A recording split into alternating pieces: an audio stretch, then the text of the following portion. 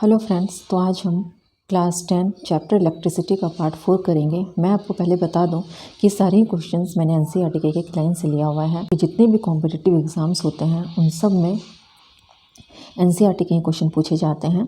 Even board exams में भी NCERT के ही एक एक लाइन से क्वेश्चन आता है। तो मैंने एनसीईआरटी के एक एक लाइन से क्वेश्चन लिया हुआ है।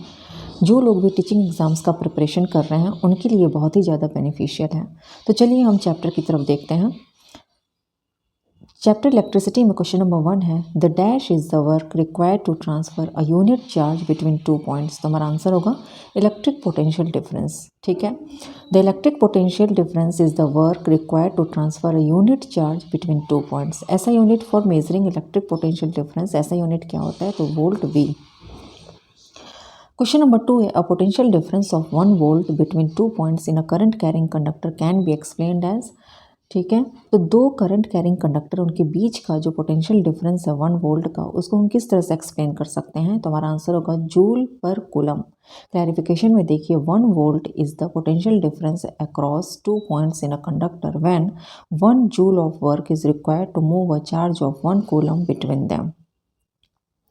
क्वेश्चन नंबर 3 में देखिए, what is the amount of work needed to move a charge of 2 coulombs across 2 points with a potential difference of 12 volts. तो हमारा आंसर हो जाएगा 24 जूल। क्लैरिफिकेशन में देखिए, a charge Q of 2 coulombs flows between 2 points with a potential difference of V. ठीक है, potential difference को हम किस तरह से सिंबलाइज करते हैं? तो वी से वो क्या है आपका 12 वोल्ट इज 2 कूलम। ठीक है, ये आपके क्वेश्चन में दिया हुआ है। तो what is the work done to move this charge, उसको हम कैसे कैलकुलेट करेंगे? तो वर्क डन का फॉर्मूला क्या हो जाएगा? V into Q. उसमें वैल्यू पुट करो, 12 वोल्ट इंटू 2 कूलम, हमारा आंसर आ जाएगा 24 जूल। क्वेश्चन नंबर 4 देखिए, the potential difference is measured using N instrument called a dash. जिस इंस्ट्रूमेंट से पोटेंशियल डिफरेंस मेज़र करते हैं उसको क्या बोलते हैं? तो उसको बोलते हैं volt meter. This device is always connected इन, और ये जो वोल्ट मीटर है ये हमेशा कैसे कनेक्टेड रहता है? 2 पॉइंट्स के बीच में, तो पैरेलल में कनेक्टेड रहता है। Connected in parallel across the 2 points where the potential difference needs to be determined. Clarification में देखिए, a voltmeter is use to measure the potential drop across a load and to evaluate the circuit's performance. It is always connected in parallel to the points where the potential difference needs to be measured. Question number 5. The dash refers to the total charge that flows through a wire's cross-sectional area in a given amount of time. तो हमारा answer हो जाएगा electric current. Clarification में देखिए क्या है, electric current is defined as the total charge passing through a conductor in a specific time period when a certain amount of charge flows through a wires cross section over time the conductor is said to carry current. Question number 6 है, if a net charge Q passes through a conductor's cross section in time t, then the current I through that cross section is given by। तो हमारा answer हो जाएगा I is equal to QT। Question number 7, a current of 2.5 ampere flows through the filament of an electric bulb for 5 minutes. Calculate the total amount of electric charge that passes through the circuit. तो हमारा answer क्या होगा?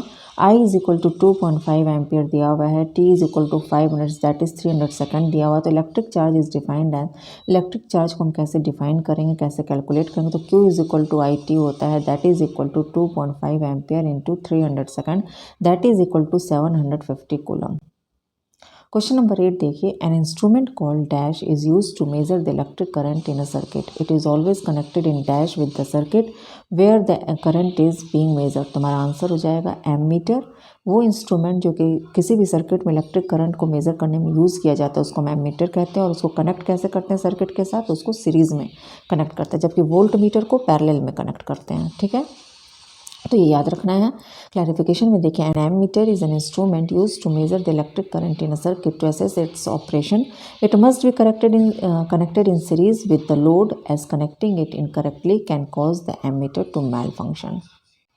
Question number 9 में देखिए, flow of electrons travelling through a conductor forms. जब भी कोई conductor से इलेक्ट्रॉन फ्लो करता है तो क्या फॉर्म करेगा? ऑब्वियसली वो इलेक्ट्रिक करंट फॉर्म करेगा। क्लैरिफिकेशन में देखिए, जो इलेक्ट्रिक करंट का डायरेक्शन है वो इलेक्ट्रॉन्स के फ्लो के अपोजिट होता है। क्वेश्चन नंबर 10 देखिए, the statement the potential difference across the ends of a resistor is directly proportional to the current through it provided its temperature remains constant refers to which of the following laws. तो answer हो जाएगा हमारा Ohm's law. तो अगर आपको मेरा ये video पसंद आए तो please like and subscribe my channel.